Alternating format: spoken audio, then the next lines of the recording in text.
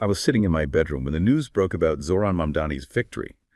If you look at the internet, the mood wasn't just happy, it was euphoric. The timeline was flooded with people virtually popping champagne, declaring this a massive turning point. There was this palpable sense of relief, a collective exhale, as if getting one of our guys into a seat of power was the long-awaited proof that the tide was finally turning against the billionaire class. To them, this win was the first crack in the fortress. But as I watched the digital confetti fall, I didn't feel that shared triumph. Instead, I felt a profound sense of ridicule. The celebration felt disconnected from reality, almost like watching people cheer for a lifeboat while the ship is still sinking. Because when you strip away the excitement and look at what is actually being celebrated, the picture changes dramatically. We act as though this electoral win is a reclamation of politics, but in that quiet moment of observation, it hit me. We aren't celebrating a challenge to the system, we're celebrating that the system, capitalism, just gave us a slightly friendlier manager. It's a victory that asks for better manners from our exploiters rather than an end to the exploitation itself. That massive gap between the roaring applause for a socialist win and the silence regarding the actual economic foundation remaining untouched raises a question that most people are too afraid to ask. Are we actually celebrating the return of the left?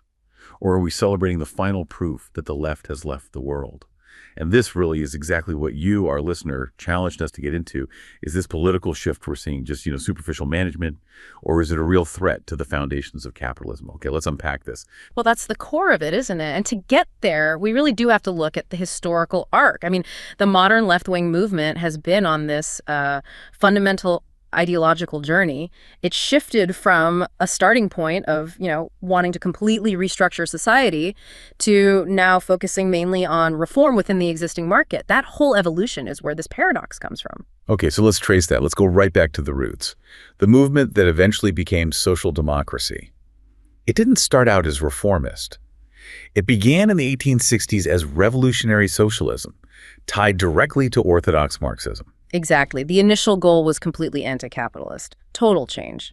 But that clarity didn't last. No, not at all. By the turn of the century, you get this massive internal conflict, the big reform or revolution dispute. You had one camp, the revolutionaries. Think of someone like Rosa Luxemburg, who were absolutely committed to the idea that socialism could only happen after a catastrophic crisis. So they believed capitalism had to collapse on its own first. Yes. They thought any reform that made capitalism more stable was actually counter-revolutionary. It just delayed the inevitable. And on the other side, you have the revisionist camp. Mm-hmm. The big name there is Edward Bernstein. He looked around and just didn't buy the idea that capitalism had to collapse. Precisely. Bernstein saw things developing, like, more people getting the vote, trade unions getting stronger, new factory laws.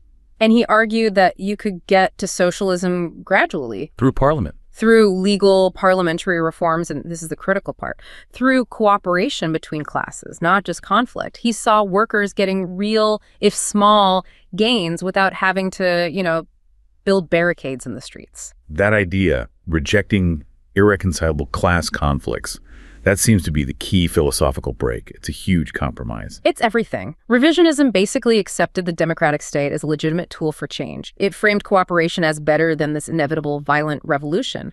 So the goal shifts from seize the means of production to something more like vote for better working conditions. And there were other influences too, right? Non-Marxist ones. Oh, definitely. You can't ignore groups like the British Fabian Society. They were mostly middle-class intellectuals, people like Sidney Webb, and they pushed this very gradual, almost organic, evolutionary approach. They saw the state, through parliament and local government, slowly introducing collectivist measures one by one. So that became a very influential model, totally separate from the revolutionary one. Miles away from it. Okay, so that gradualist, state-focused idea really takes hold in the 20th century. Oh. So let's jump forward. This is where it gets really interesting for me. How did this reformist vision actually play out after World War II? Well, that's when you get the great post-war consensus. After the horrors of the Depression and the war, Social Democrats came to power, and they embraced this idea of a mixed economy. So they weren't trying to abolish private property anymore. Not at all. They accepted that private property would be dominant, but they used Keynesian economics and massive state intervention building, the welfare state, nationalizing key industries to prevent mass unemployment, and the big boom-bust cycles. This was the social democratic compromise. It was a deal, really. Tame capitalism from within, offer everyone stability, and in return, the system gets to continue. And that compromise held together for a few decades. But then it started to fray in the 1970s with stagflation and the rise of neoliberalism. It completely unraveled. By the 1990s, the ideological retreat was basically complete. Parties that were once built on revolutionary ideas like Labour in the UK or the SPD in Germany, they adopted this new thing called the Third Way. Ah, yes, the third way. And the Third Way, I mean, it was devastatingly effective for winning elections in the short term, but it just eroded their entire historical mission. It fused economic liberalism, so policies like austerity, deregulation, privatization, with some of the traditional welfare state policies. It put the market first. Market efficiency first, Yeah. social welfare second, every time. And the result was something analysts call PSOKification, a total collapse in support.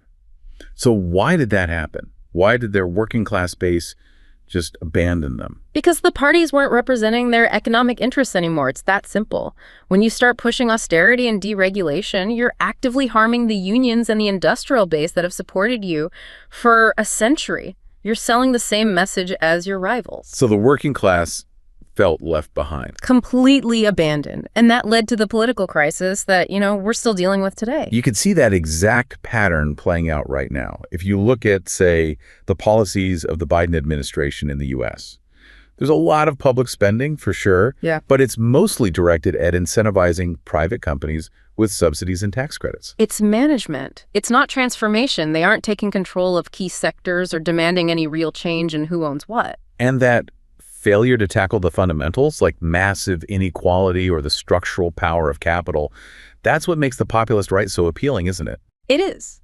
Because when the center left is only offering a friendlier administration of an economy that is failing most people, voters start looking for anyone who promises to smash the system, even if that promise is an illusion. Which brings us right back to our listener's core question. If these wins are just about better management, what is the deep, fundamental flaw in reformist politics? Why can't it deliver systemic change? I think this gets to the heart of the radical critique, which is that reforms mostly function as means of adaptation for capitalism. What does that mean, means of adaptation? Well, think about it. If a system has a dangerous instability like mass unemployment, and you introduce a policy like unemployment insurance, you make the system more stable. You've mitigated one of its internal contradictions. So by patching up the wounds, you actually suppress the very pressures that might lead to a bigger transformation. You make fundamental change seem less necessary. You're just managing the crisis. That makes sense. Yeah. And that whole argument rests on this idea that capital accumulation is inherently unstable, this thing we call systemic risk. Can we walk through that cycle? Because Yeah. it's a key part of the puzzle. Absolutely. The cycle typically starts with a push to boost profits. So step one is wage repression. Capital finds ways to break the power of labor offshoring jobs, busting unions, or just letting real wages stagnate. Okay, so wages go down. And step two, corporate profits go up, which looks great on paper. Looks great for shareholders, but it immediately creates a contradiction. Right. If you repress wages, then your consumers, who are mostly the same workers, don't have enough money to buy all the stuff your companies are making. So how do you solve that? You create a temporary fix. That's step four, when that lack of buying power becomes a real problem. And capitalism's answer is to pump up the credit markets. Step five is debt. So credit cards, mortgages. Exactly. Subprime mortgages are the classic example. You maintain consumer spending not by raising wages, but by encouraging everyone to take on more debt. So you get these two trends at the same time. Wages are flat or falling, and personal debt is skyrocketing.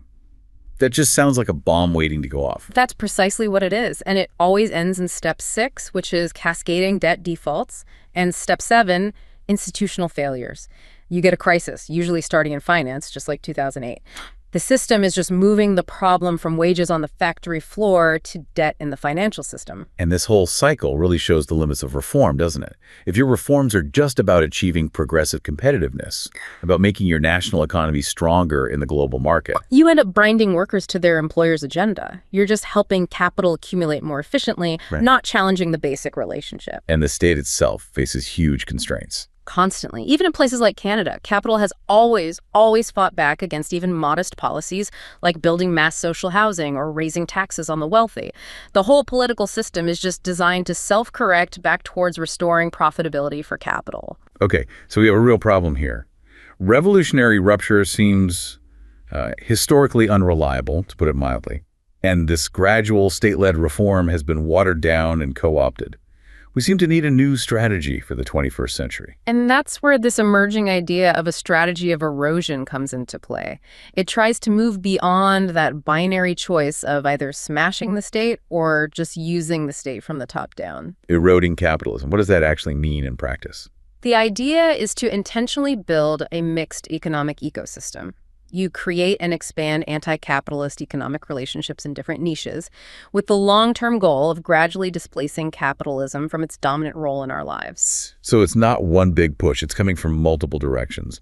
Change from above, like changing the rules to favor capital less, and change from below, from civil society. Yes, resisting and escaping capitalist logic at the same time. What are some of the concrete institutional building blocks of that kind of strategy? Well, we can point to three key areas. The first is worker cooperatives. These are businesses that are owned and governed democratically by the workers themselves, usually one person, one vote. So they're anti-capitalist in their structure. Fundamentally, they get rid of that external shareholder pressure to just maximize profit above all else, and they're geographically rooted. A capitalist firm can just pick up and move to find cheaper labor. But a worker co-op won't because the workers live there. Exactly, but for them to actually compete, they need support.